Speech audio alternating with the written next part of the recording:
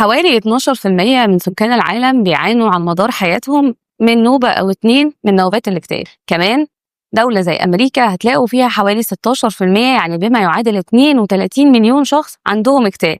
يعني لو جينا بصينا كده حسب الإحصائيات الأخيرة سنة 2017 هنلاقي إن 1 من كل 5 أشخاص بيعانوا من نوبة أو 2 من الاكتئاب. أهلا بك. النهاردة هنتكلم عن موضوع بيمس كل واحد فينا، الاكتئاب. ليه الاكتئاب؟ وبيجيني منين؟ وهروح فين واجي منين وانا مريضة اكتئاب؟ وامتى اعرف ان ده نوبة اكتئاب؟ وامتى اعرف ان انا متضايق شوية؟ الاكتئاب زيه زي اي مرض، يحصل خلل في افراز الهرمونات الموجودة في المخ، فبتأثر على اداء الفرد وهو بيقوم بوظائفه الحياتية.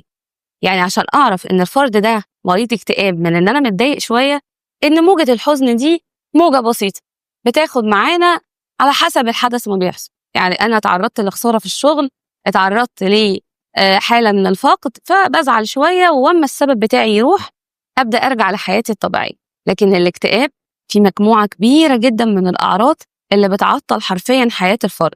زي مثلا ان انا عشان ابدا احكم على الفرد ده ان هو مريض، لازم يحصل له تعطل في دور او دورين من حياته، سواء كان على مدار الشغل، يعني حياته الوظيفية ما بقاش قادر يأدي، ما بقاش قادر ينزل الشغل ولا يتعامل، وعلى مدار حياته الاجتماعية، يعني ولا عارف يحضر مناسبات، ولا عارف يتفاعل، ولا عارف يخرج مع أصحابه. إذا أنا عندي مجموعة كبيرة من الأعراض، بالإضافة إن هو دايما حاسس بمعاناة وألم نفسي، وكمان آلام جسمانية، اللي هي لو جمعناها كلها كده وعملناها على بعض تدينا حاجة اسمها اضطراب نفسي. طيب، أول حاجة في الأعراض بتاعتنا عشان أبدأ أميز حسب الدليل التشخيصي للأمراض النفسية، أولا هو بيعاني من مزاج متعكر. يعني إيه؟ يعني على طول زهقان، نغمة حزينة طول الوقت، يعني الموسيقى اللي مشغلها لنا أنا مش طايق نفسي، أنا مش قادر، أنا تعبان، مش عارف أقوم من السرير. كمان عنده فقدان قدرة على الاستمتاع، دايما مصدر لينا كلمة الحاجات اللي كانت بتبسطني زمان ما بقتش فارقة معايا ولا أي حاجة. زمان لو كان مثلا هو متضايق شوية وأخ خرج شوية مع أصحابه، ولا قام عمل أي حاجة بيعملها، قامت عملت صينية كيكة، كانت الدنيا معاه بتبقى تمام. تخيلوا بقى إن هو مهما عمل ومهما بذل من مجهود ما بيقدرش يوصل للمرحلة دي. وده هنعرفه إن شاء الله من خلال الأسباب ليه هو وصل للمرحلة دي. ودول من ضمن الأعراض الأساسية اللي لو حسب الشدة والاستمرارية بتاعتهم فضلوا موجودين مع الفرد مدة طويلة، ممكن عن طريقهم يخشوا المستشفى. بالإضافة كمان ل5 أعراض تانيين. هم إيه؟ الفرد هنا دايما بيبقى حاسس إن هو مش عارف يركز، مش قادر ينتبه لكل كلمة بتتقال، حاسس إنه تايه، يقولك أنا بقيت غبي، أنا مش عارفة أفتكر الكلام اللي اتقال لي بالظبط كان إيه، أنا عطلت، أنا واقف في النص، هو أنا ليه بقيت كده؟ أنا والله كنت بفتكر كل حاجة، كنت بتذكر كل المواضيع بكل التفاصيل. طيب، كمان في حاجة أساسية جدا وهي الشعور بالذنب. الشخص اللي عنده اكتئاب بيجي هنا شعوره بالذنب من حاجة عندنا بنسميها نمط تفكير مشوه. يعني البني آدمين العاديين اللي ربنا خلقهم بتعامل معاهم، ازيك، عامل ايه، الحمد لله انا تمام. انا قابلته في الشارع ما شافنيش، ممكن يقول ايه، هعذره، مش فاضي، مش واخد باله.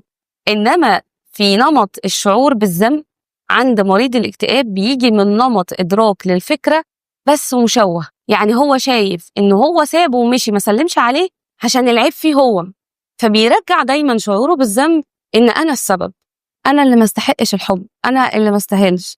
المشكلة عندي هو دايما طول الوقت شايف ان هو مش قد كده. بعد كده عندي دايما بيحس ان هو احساس بعدم الاهمية، احساس بالتفاهة، احساس ان انا قليل وان ضعيف، احساس باليأس. يعني ايه؟ الحاجة انا اضعف منها بس هي اكبر مني وقد كده، ومفيش امكانية اصلا ان انا احل كل الحاجات اللي عمالة تتكوم على دماغي دي. طبعا مش كل الاعراض بتبقى موجودة كلها مع بعض، لا، انا يكفي ان انا عندي عرض او 2 اللي هم الاساسيين اللي احنا قلناهم، اللي هم مزاج متعكر وفقدان القدرة على الاستمتاع، ومش بكثرة الأعراض إنما بقوة العرض واستمرارية العرض مع المريض. وطبعا من ضمن الأعراض الملحوظة جدا عند مريض الاكتئاب هي الأعراض الجسمانية. والأعراض الجسمانية بيبدأ أول حاجة عندي اضطرابات النوم. اضطرابات النوم بيبدأ يا اما عنده ارق ابتدائي، يعني في بدايه النوم مش عارف ينام، يفضل يقلب في الموبايل ويبص فيه، ياخد ساعات كتيره جدا على ما عينه تروح في النوم. او ارق متوسط، وده بيبقى اصعب نوع من انواع الارق، اللي هو بينام شويه بس تلاقيه قلق في نص النوم وصحي مش عارف يكمل نوم تاني، او مش عارف يدخل في النوم خالص، اللي هو احنا بنسميه ارق نهائي.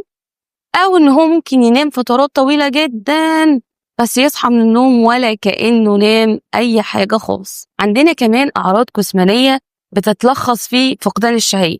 في محيطنا ناس بتعاني من اكتئاب، يا اما هتلاقي على الميزان وزنهم زايد 5 كيلو او قل 5 كيلو، يعني يا اما فقدان شهيه يا اما عندهم اكل بنسميه ايموشنال ايتنج، اللي هو الاكل العاطفي، بياكل بزياده. عندي حاجه اسمها اعراض نفس جسميه، اللي هي بيبقى عنده يقول لك انا حاسس ان في حاجه طابقه على صدري، مش قادره اتنفس، في شبور على عيني. ممكن يتعرضوا كمان ان هم يجي لهم جلطات في القلب، ممكن يجي لهم الام في المعده، قولون عصبي شديد، كورتيزول مرتفع.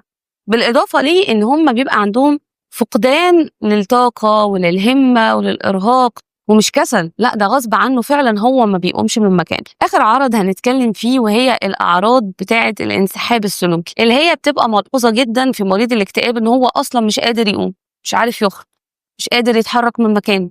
كل ما تيجي تقول له يا ابني تعالى نخرج شويه، يقول لك والله ما قادر، حاسس ان في شويه رمل في رجلي. فبيعمل حاجه اسمها انسحاب سلوكي. في الانسحاب السلوكي ده بيبقى مقصر في واجباته بتاعه البيت، بيبقى مش عارف يؤدي وظائفه الاجتماعيه مع اسرته، بيبقى مقصر في الشغل بتاعه.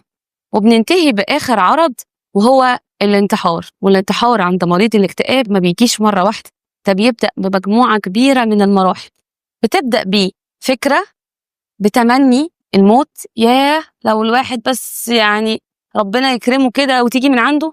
وبعدين تبدأ الفكرة تتحرك في دماغه لاستعدادات، لنوايا، لحد ما يبدأ فعلا في تنفيذ محاولة انتحارية.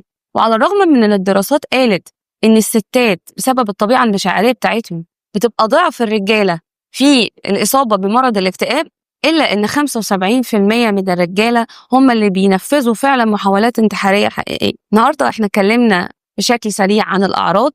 طب يا ترى الاكتئاب ده ليه سبب واضح ولا ليه مجموعة كبيرة من الأسباب، يعني سبب محدد بعينه؟